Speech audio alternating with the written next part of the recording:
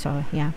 And on the good side naman, mga kapiksi, ito guys, kung meron kayong inaantay na balita, especially pagdating sa kaperahan, magkakaroon ito ng magandang progreso, mga kapiksi. Ibig sabihin, umuusad, no?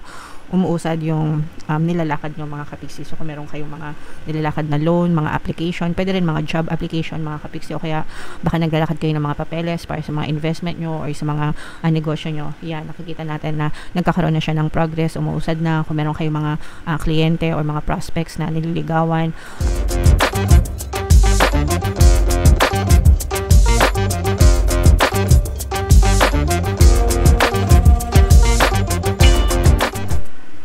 Hello guys, hello Libra, welcome back to Pinoy Pixie Tarot. Ang pamagat ng episode natin for tonight is mid-month kapalaran para ngayon July 16 to 31 guys, para sa Libra, Sun, Moon, Rising Sign, and Venus. So unahin natin tong deck na to, mga kapiksi. Tingnan natin yung mga angel messages para sa inyo or yung mga paparating sa inyo, mga kapiksi. So ito guys, no, ibig sabihin nito nakapagpahinga na kayo ng sapat, mga kapiksi, kasi this is about resting and rejuvenation, mga kapiksi. So ibig sabihin, kapag ganito, mag-relax kayo, magpahinga ng konti, pause, ganyan, and relax din pag may time kailangan nyong replenish kumbaga ng energy nyo. Pero kapag ganito na, ibig sabihin nakapag-recharge na kayo, mga kapiksi, and ready na ulit kayo na sumabak sa buhay guys. Pero kung feeling nyo naman kulang pa, okay lang yan, relax pa rin guys. Only naman, mga kapiksi, kung gusto nyo mag-relax, bahala kayo.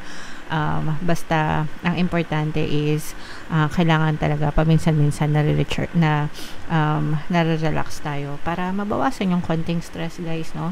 And we are meant to you know, have fun and enjoy life, mga kapiksi. Okay, alright, and another message for you Libra.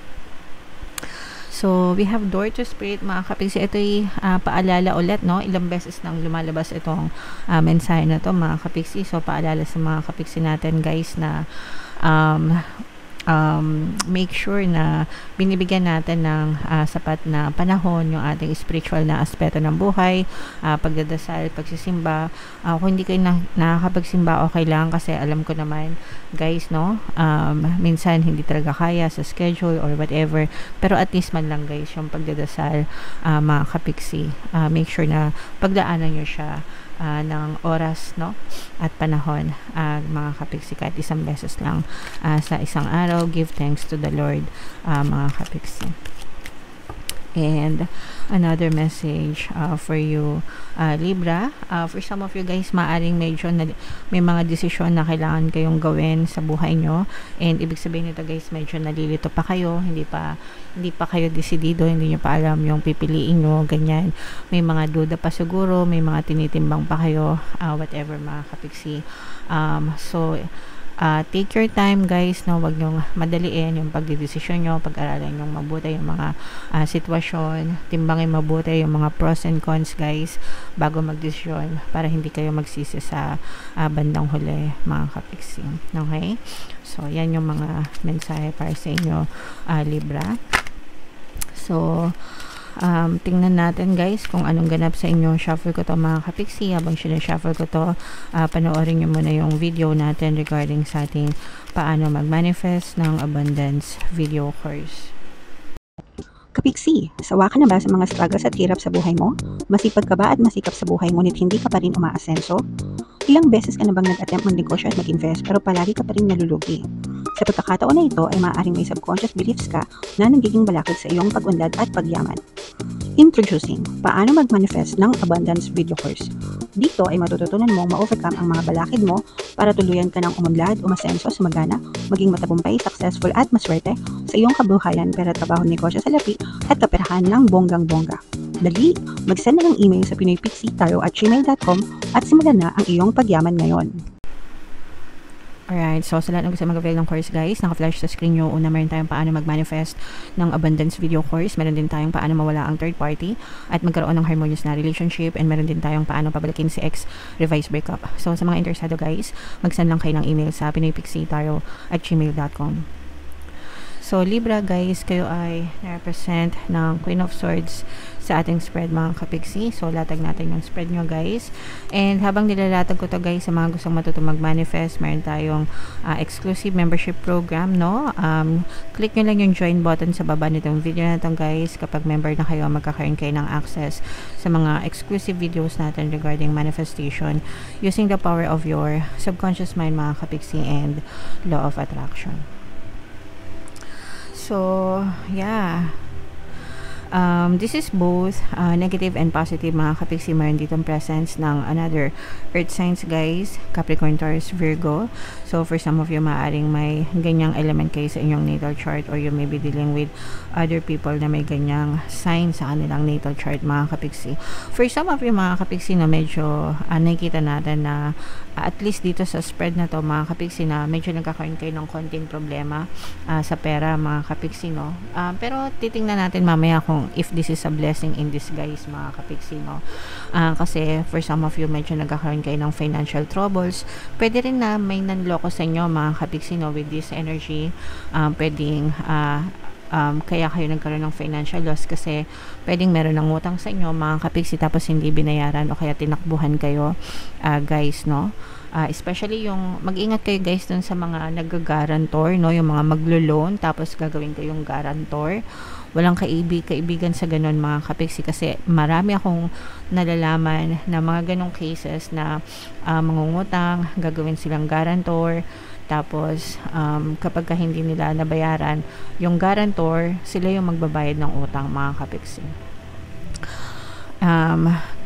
And marami akong nababasa or nababalitaan ng mga ganun, even sa mga kakilala na nagaganon sila. Kaya mag-ingat kayo sa mga ganong klase ng sitwasyon, especially kung masyadong malaki yung mga halaga, no? Kung maliliit lang naman, para sa akin wala man problema, but if it's too big, diba, too much, ikaw yung maghihirap dyan mga kapiksi. So kaya ka medyo mamumroblema guys sa pera, kasi baka matakasan ka guys, okay? And paalala guys, no, ito paulit-ulit ko kayong pinapaalalahanan, wala namang masama magpautang mga kapiksi, kasi kahit pa paano nakakatulong din kayo, pero kailangan marunong kayong mag-filter ng mga pinapautang nyo. And kailangan kilala nyo talaga. Sometimes kahit kilala na, nasasaksak pa rin patalikod, diba? And make sure na yung pinapahiram nyo is yung amount lang na kaya nyong mawala sa buhay nyo. Yung tipong makakatulog pa rin kayo kahit hindi nila kayo bayaran. Kahit makalimutan nila bayaran kayo, makalimutan mo rin na may utang sila sa inyo, dahil alam nyo yun, very komportable kayo, okay? So, yeah. And on the good side naman, mga kapiksi, ito guys, kung meron kayong inaantay na balita, especially pagdating sa kaperahan, magkakaroon ito ng magandang progreso mga kapiksi. Ibig sabihin, umuusad, no? Umuusad yung nilalakad nyo mga kapiksi. So kung meron kayong mga nilalakad na loan, mga application, pwede rin mga job application mga kapiksi, o kaya baka naglalakad kayo ng mga papeles para sa mga investment nyo or sa mga negosyo nyo. Yan, nakikita natin na nagkakaroon na siya ng progress, umuusad na. Kung meron kayong mga kliyente or mga prospects na nililigawan sa mga sales agent, yan, nakikita natin na umuusad na, nagkakaroon na ng progreso yung mga usapan mga kapiksi. And malaki yung potential na maklose nyo itong mga deal na to guys, and sumakses kayo dyan. Syempre, katumbas nyan guys, pera, komisyon, okay? So i-mind nyo na yan guys, mga pera, mga komisyon, mga success na deal, mga kapiksi. And ito naman guys, nakikita natin na very harmonious naman yung inyong relationship mga kapiksi with other people guys, no? So abundance of love and happiness ito. Kumbaga parang nararamdaman natin na kontento naman kayo sa buhay nyo ngayon, Libra. Alright, so what else guys? Tingnan pa natin, datag pa natin yung spread nyo mga kapiksi. Okay, so yeah, sabi ko nga sa inyo guys, no, na very harmonious yung relationship nyo mga kapiksi, no? And namamanifest nyo pa yung strong community, strong bonding, strong relationship with other people mga kapiksi. Ito, maganda ito, parang social networking mga kapiksi, na ibig sabihin parang especially kung nasa social media kayo or nasa sales kayo, diba? Usually lahat ngayon guys nasa social media na, yung dating private lang na pang friends lang, ngayon yung social media ginagamit na rin siya for business, 'di ba? So nakakatulong sa inyo na lumalaganap yung mga connection nyo, mga kapiksi, kasi nakakatulong yan na maging solid yung mga business nyo kung ginagamit nyo yung social media for business purposes, mga kapiksi, no?